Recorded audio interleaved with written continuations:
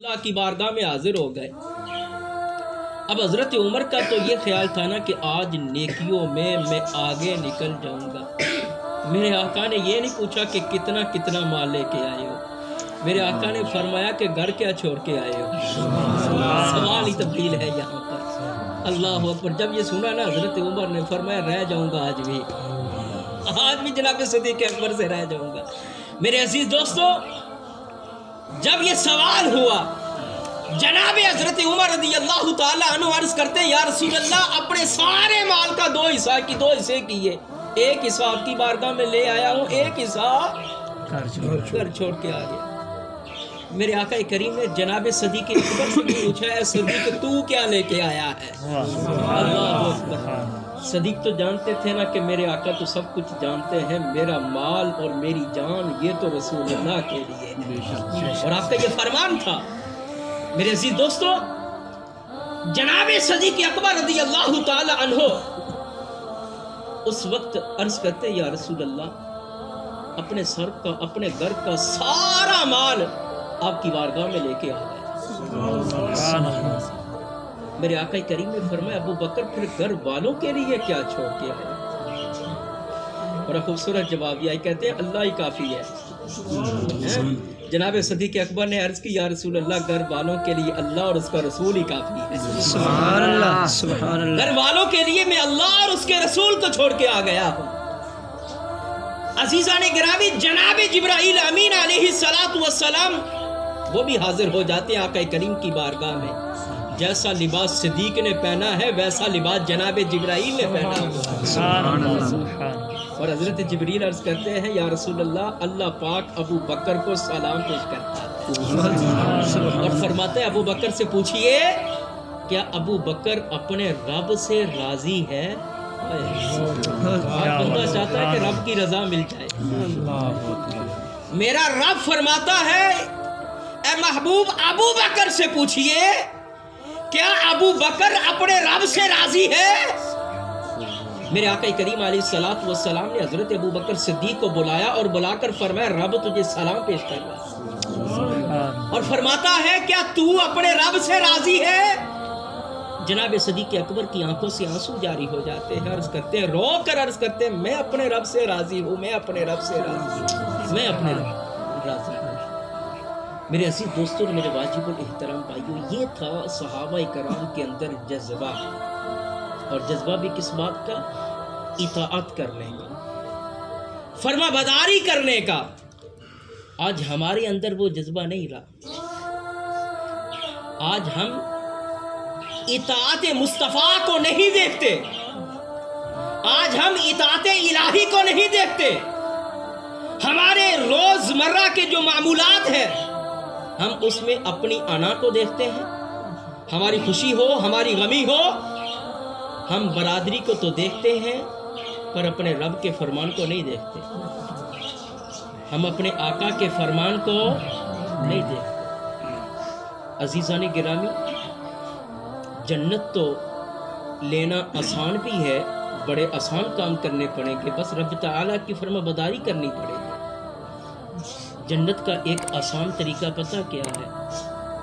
رشتہ داروں کے ساتھ رشتہ داری قائم رکھی جائے۔ سبحان اللہ۔ یہ بھی جنت میں جانے کا ایک سبب ہے۔ جو انسان رشتہ کاٹتا نہیں ہے، رشتے کو قائم رکھتا ہے، رشتے کو جوڑتا ہے، ارے وہ بھی جنت میں جائے گا۔ بلکہ ایک حدیث پاک کے اندر آتا ہے، میرے آقا کریم نے فرمایا کہ جو مسلمان آپس میں قطع تعلقی کر لیں، ان میں سے جو پہل کرے گا صلح میں وہ جنت میں بھی پہلے جائے گا۔ سبحان اللہ۔ ایک بار نا امام حسن اور امام حسین رضی اللہ تعالی عنہ ان کے درمیان کچھ بات چیت ہو گئی، جس کی وجہ سے ایک دوسرے سے کلام کرنا ذرا چھوٹ گیا۔ صحابی رسول حضرت ابو ہریرہ رضی اللہ تعالی عنہ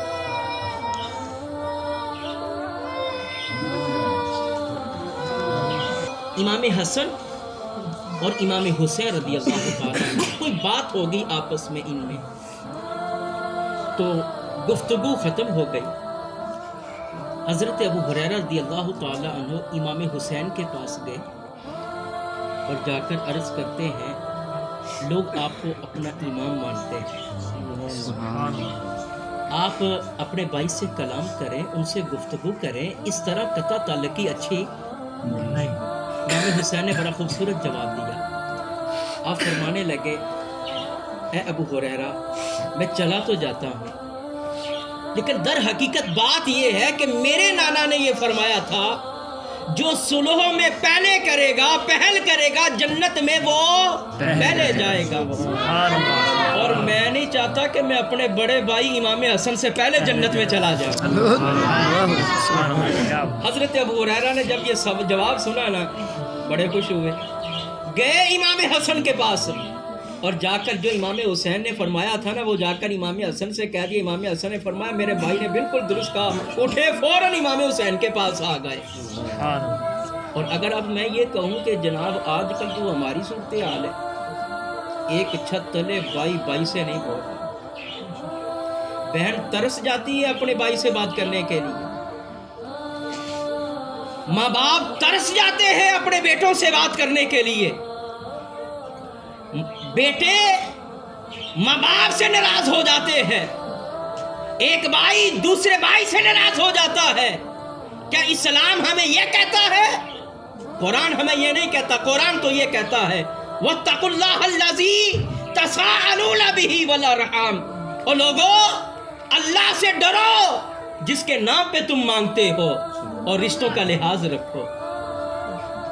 قرآن ہمیں یہ کہے اور آج ہماری صورتحال کیا ہے؟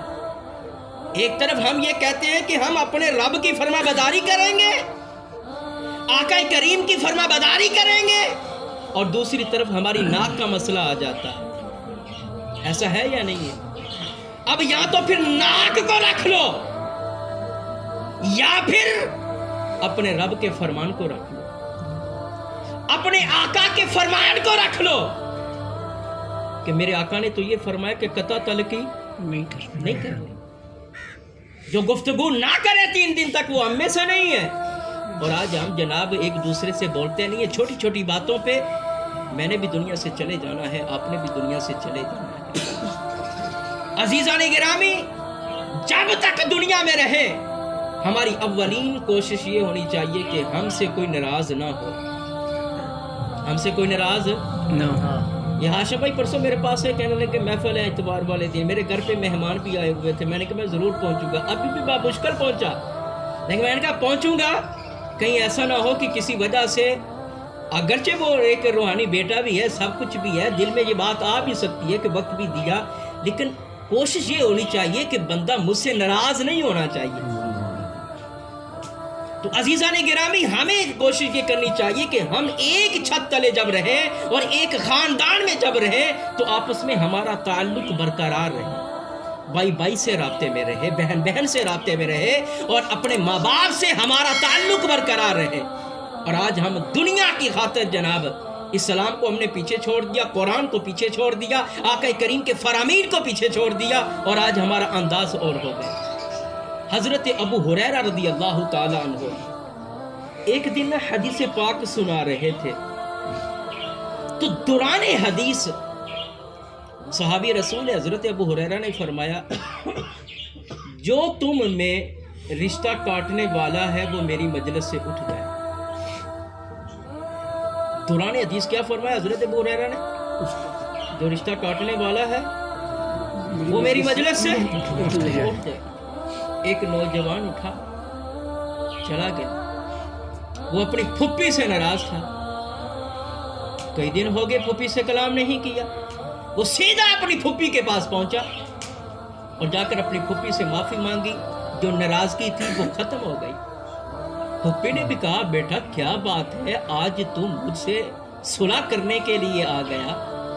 کہنے لگا پھپھی صحابی رسول حضرت ابو ہریرہ کی مجلس میں تھا، دوران حدیث انہوں نے یہ بات کہی، اور پھر میں وہاں سے اٹھ آیا کہ صحابی رسول نے یہ فرمایا ہے تو میں آپ سے جو ہے وہ رشتہ جوڑنے کے لیے آ گیا ہوں۔ تو پھپھی نے کہا بیٹا پھر ایسا کر، حضرت ابو ہریرہ کے پاس دوبارہ واپس جا، ابو ہریرہ کے پاس دوبارہ واپس جا اور ان سے پوچھ کے آج انہوں نے حدیث کے دوران کیوں اٹھا دیا.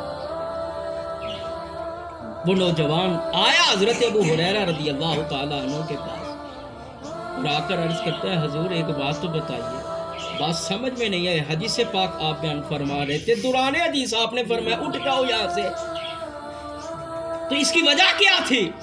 آپ فرمانے لگے سن لو, جس قوم کے اندر قاطع رحم ہو, رشتہ کاٹنے والا ہو, رب کی رحمت نازل نہیں ہوتی.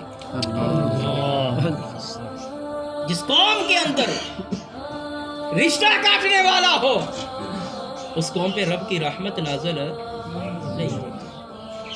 جنت, اللہ اکبر, جنت کی تو وہ نعمتیں ہیں نا جو کسی کے دل میں بھی ان کا خیال نہیں ہوتا. اللہ